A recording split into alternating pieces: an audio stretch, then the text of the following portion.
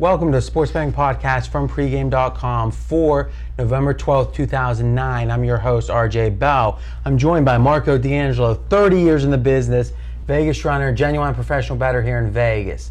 Okay, this is our fourth segment of 6. We're in the NFL now, big game preview, Dallas Cowboys, Green Bay Packers. Give us the line report, Vegas runner. All right, this one opened up pick'em and 48.5.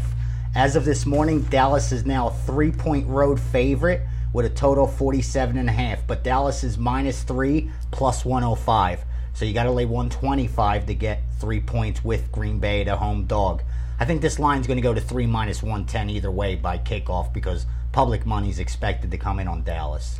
Okay, so big move towards Huge Dallas. move, yeah. Now you make a good point though. Public money is expected on Dallas in general, so this could be a legitimate move where the wise guys are taking a position, or it could be a situation where they were figuring to pick them. We can get ahead of the move, and they're already able to buy back at 3. Exactly, yeah. All right, so we're not sure if this is a pure, true move or not. Especially with the teams involved. Okay, so we give an official free pick each of us on one game of the 6 that we preview.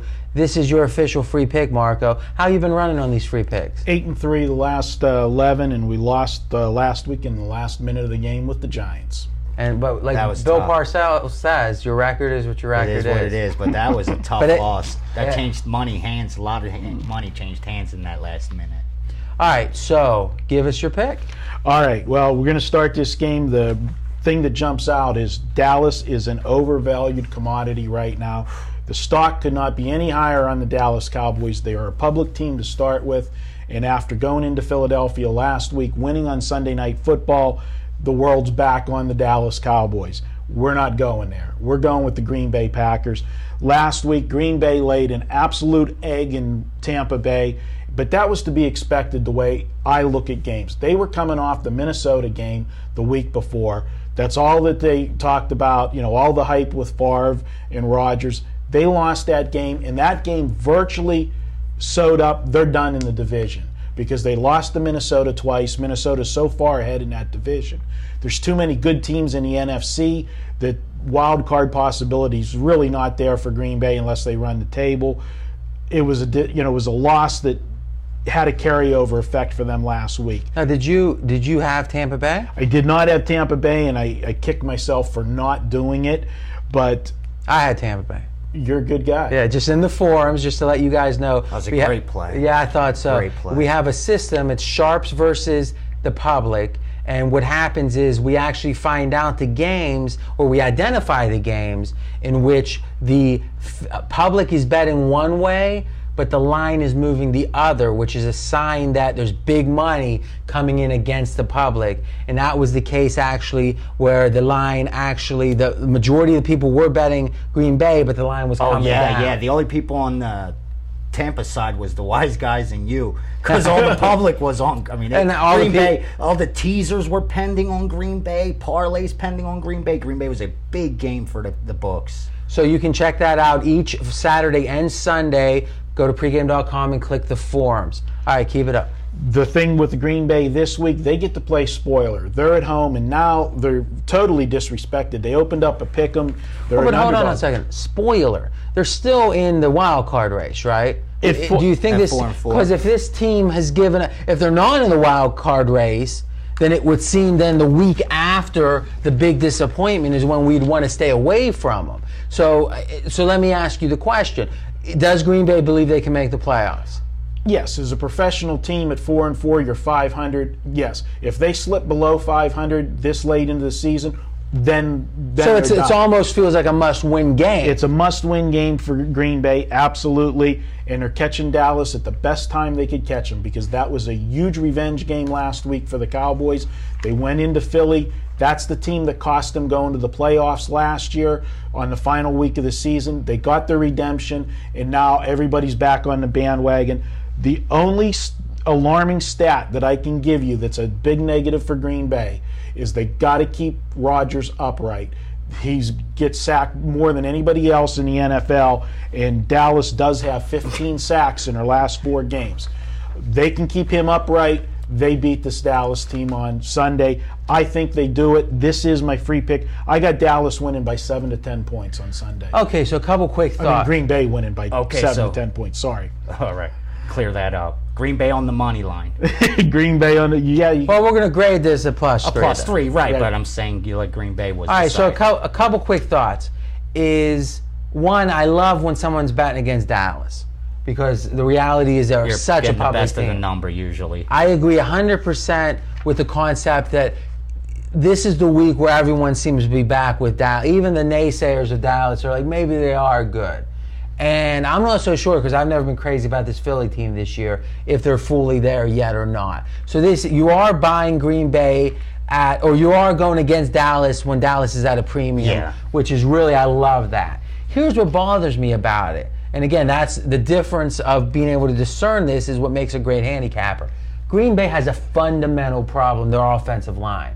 It's not they miss some field goals. It's not. The key is how do you find a team that looks bad but really are not bad because of turnovers, because of injuries, but now the player's back. And there's all these different ways that a team can look worse than they are.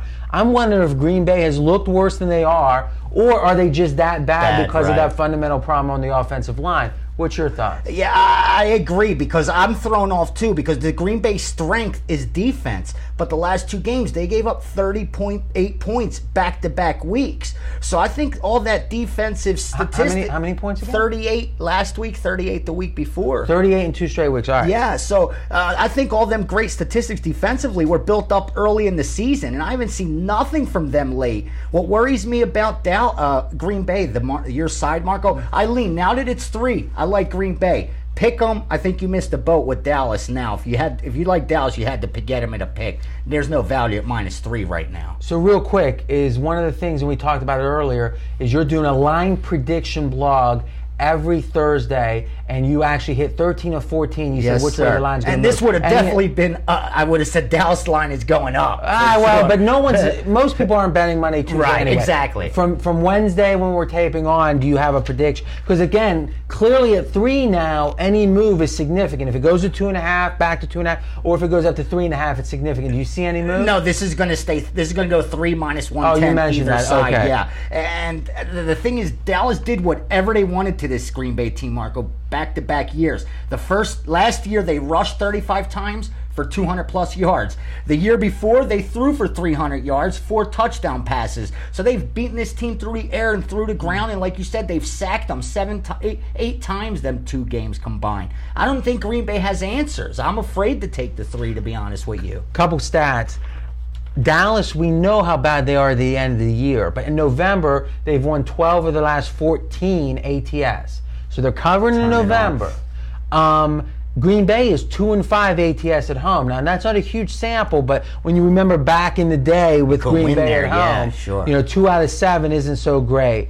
And yeah. So all right, so Marco, you got 1 minute. Anything else? And again, I think great conversation. Any other thoughts that really are what pushed you on the Green Bay side? Again, I'm looking at value here. Look back just 2 weeks ago. On a neutral field, what do you make Minnesota and Dallas?